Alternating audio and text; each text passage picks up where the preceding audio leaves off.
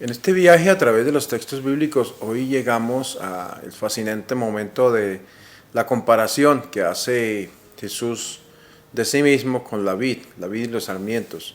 Este hermoso texto que quizá muchos de nosotros conocemos y vamos a meditarlo hoy, tomado de Juan 15, 1, 8. Capítulo 15 de San Juan, versículos del 1 al 8. Bienvenidos a Meditaciones Peregrinas.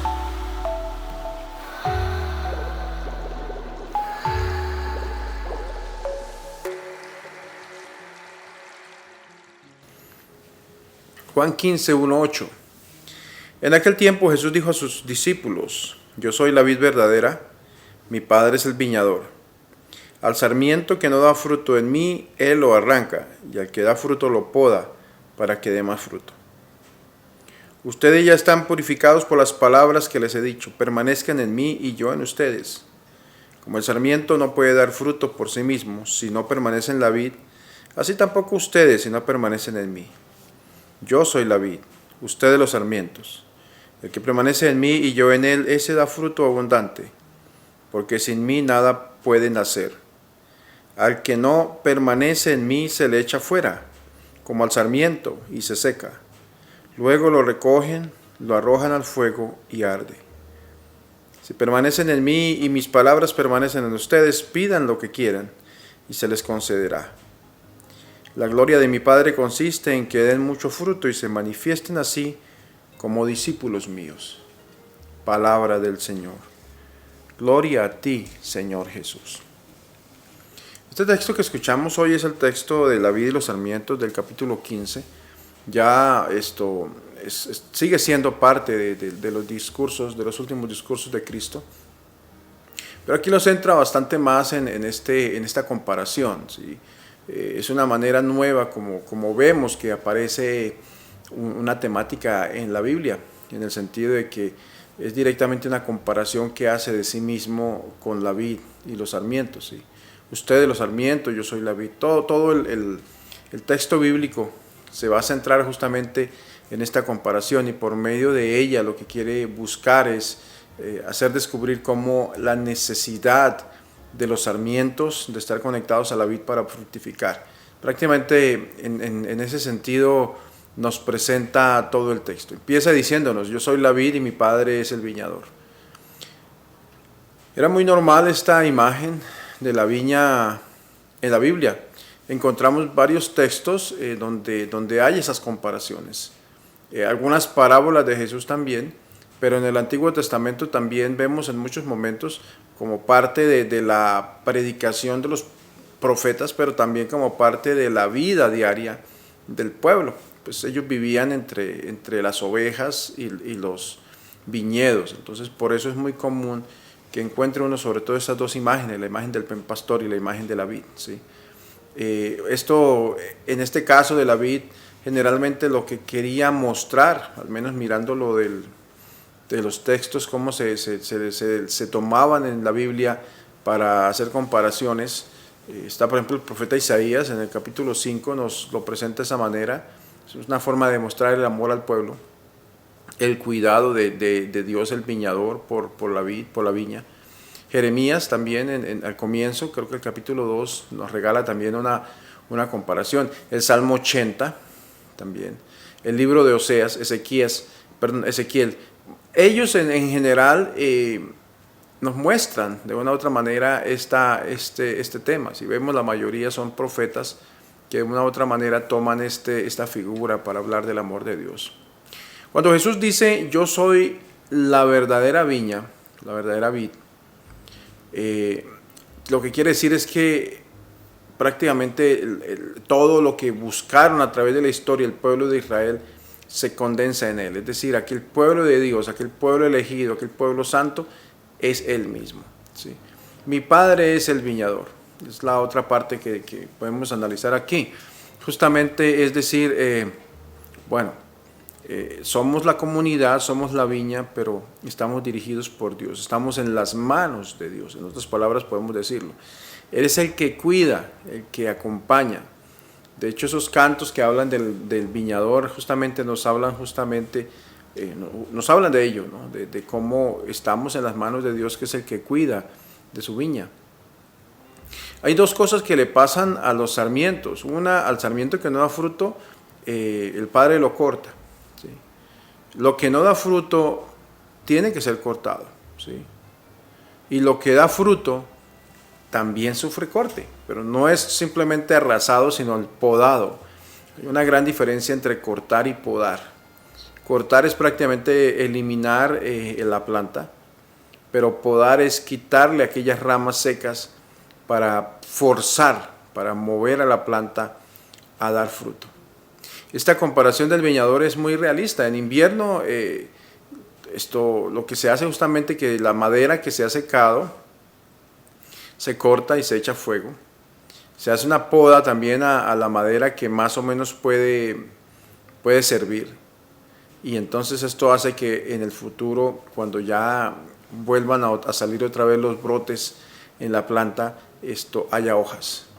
Si no se hace la poda, prácticamente lo que pasa es que no va a haber hojas, no va a haber frutos, ¿sí?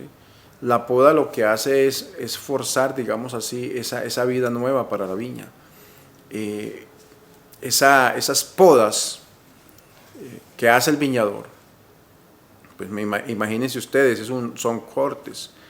Y son una manera que nos quieren enseñar también cómo en la vida de la comunidad, todos esos cortes de una u otra forma terminan haciendo que demos frutos. Hay cosas de las que debemos nosotros frenarnos, cohibirnos, porque es la única manera de fructificar, ¿sí? Lo sabemos. Por decir algo, en un estado, una nación puede que tenga aprobado todo lo que nos imaginemos de cosas de relajación social. Puede que un estado tenga aprobado el aborto, por ejemplo.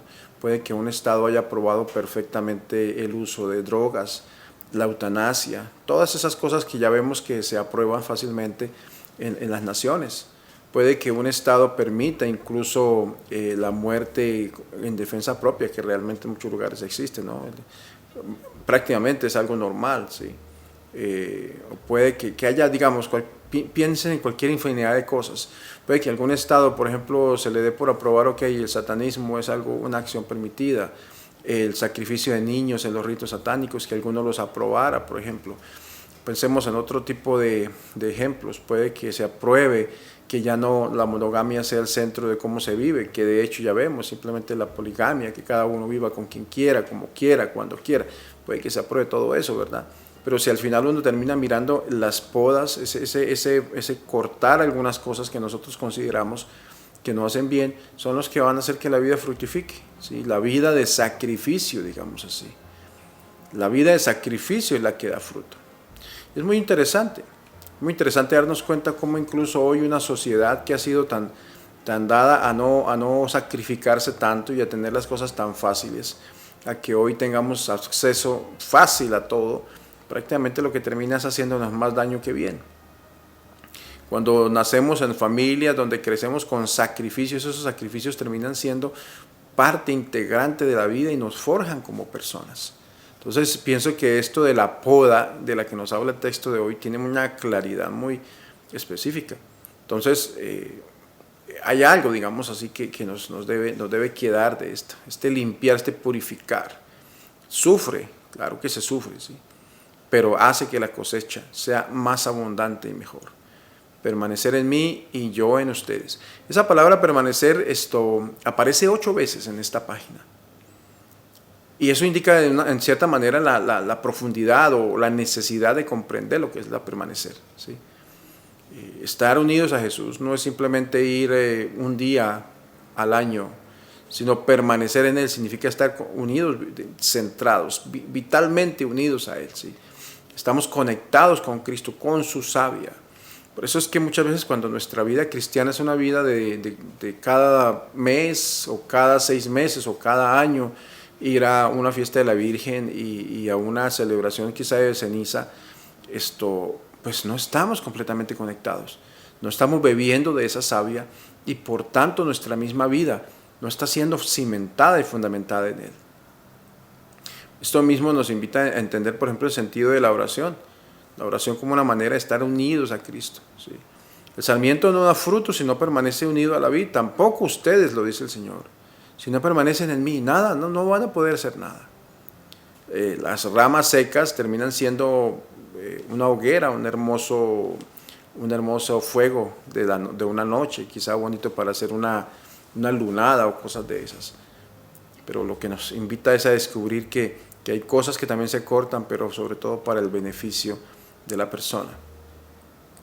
Yo no vivo en la medida de mi unión vital a Cristo, y es algo que nos quiere dejar claro hoy. Soy la vid y ustedes los sarmientos, lo dice, el que permanece en mí y yo en él, ese da mucho fruto. Y se va descubriendo día a día, apreciado pueblo de fe, cuando se entra verdaderamente a beber de la savia de Cristo, la vida de la persona es otra cosa. Aprende a manejar sus emociones, aprende a perdonar, aprende a amar de verdad, trabaja con más alegría. Hay cosas que realmente transforman a la persona desde dentro, porque es que no es solamente su sangre la que se mueve, sino es la mismo Cristo el que está moviéndose, esa savia de Cristo que empieza a fluir, digámoslo así, como figura también por las venas. Entonces esta imagen de la vid es fundamental, muy conectada con otra imagen muy popular también en San Juan, la imagen del pan de la vida, ¿sí? Que justamente es eso, y lo vemos varias veces, el Señor nos lo presenta, todo ese discurso del capítulo 6 de San Juan, ¿sí? Sobre el pan, sobre el vino, todo eso nos recuerda de dónde viene realmente, de dónde viene esta vida que Dios nos comunica. Esto también nos invita a descubrir la vida de Dios es mucho mayor, mucho más grande, la sabiduría que recibimos es mucho más grande de lo que nos podemos imaginar.